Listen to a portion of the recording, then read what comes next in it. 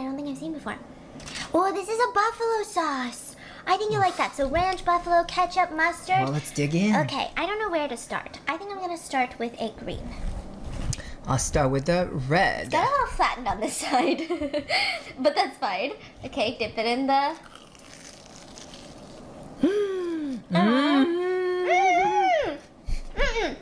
Look at that! I dropped all of the buffalo sauce and it's all over the ground right now.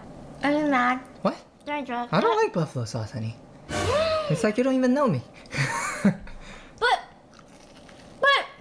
Oh my god, this one's so Fascinating. good. The regular sausage one? No, there's some cheese in there somehow. Oh my god. Wow.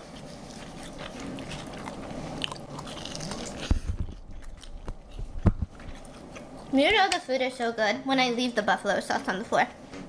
It's a lot. The fact that my dogs are not coming to eat it is... Wow, look at these bowls. I want to try this. Wow, look at that. This is like the best of everything right now. Oh my god. Honey, the rice cake is fried.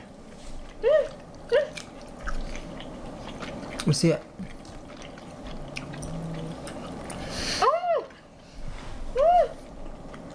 That's so good.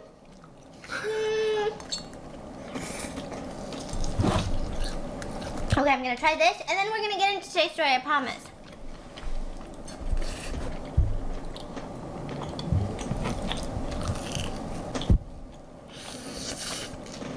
Oh my god. All of this makes me feel like I should be drinking or something. Oh my god, so good. Okay, last bit. Do you guys like mustard more or ketchup more?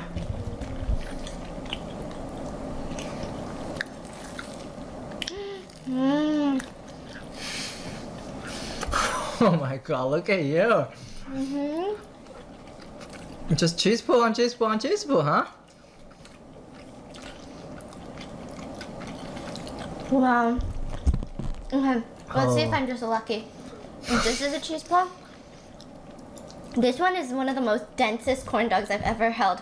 It's so much thicker than that one, so heavy.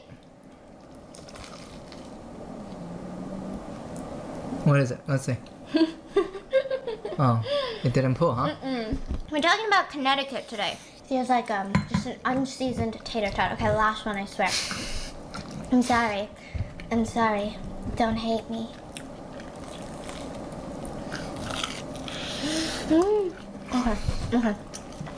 Okay.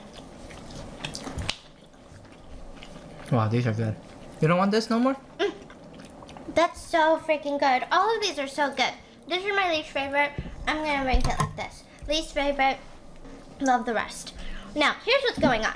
This story takes place in New Canaan, Connecticut, and I saw, I think it was a ID documentary on this, and then I just like went deep into this rabbit hole because I feel like we don't really cover a lot of cases where people just vanish into thin air. This one is unsolved technically, but there is someone who is, has been arrested. There's been multiple people that are arrested, but nobody has been found. It's just a very peculiar situation. I mean, you were talking about a mom of 5 who lives in one of the wealthiest parts of the United States where their crime rate basically doesn't exist. I mean, so many rich people live there, and she drops her kids off at school and then just vanishes into thin air. It's just the strangest thing. So we're going to be talking about the Jennifer Dulos case, and wow, that was a lot. I'm out of breath. Hold on.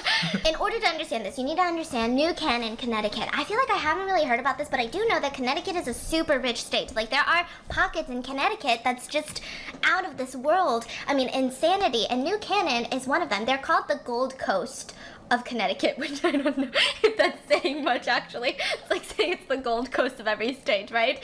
So it's the Gold Coast of Connecticut. And Jennifer Dulos lived there. She was married, she had 5 kids, and I just need you to walk back into her childhood with me. She was born into a super prominent family. Her dad was an investment banker, probably one of the youngest vice presidents at Chase Bank ever in the history of Chase Bank. So he made a ton of money in the finance industry. And then Jennifer's mom, she was really educated. She had so many degrees. And so the two daughters, Jennifer and her older sister, were always into school. They were always into like being book smart, being educated. But here's the side note. They come from like a generational wealth situation, but they are some of the nicest people you'll ever meet. That's what everyone says. You would never know that Jennifer comes from money. She's not stuck up. She's so genuine. She's got this big smile, which if you see pictures of Jennifer, I feel like I just feel so safe. Like if I'm at a Target and I feel like I'm in danger right now, she is the type of person that I would run to immediately. Like she's just got this big beaming smile and she's gonna make you feel safe type of person. She was so bright. She went to Brown University for college and then went to get her doctorates at NYU. Very, very smart person. So she graduates and her whole thing, her passion has been writing. You know, she didn't really want to get into finance like her dad. She just wanted to write. She didn't know what she wanted to write, but that was just her biggest thing in life. So she starts writing on this blog and starts working on this and that, and then eventually she runs into a man. And this is a rather recent case. She runs into him in 2003.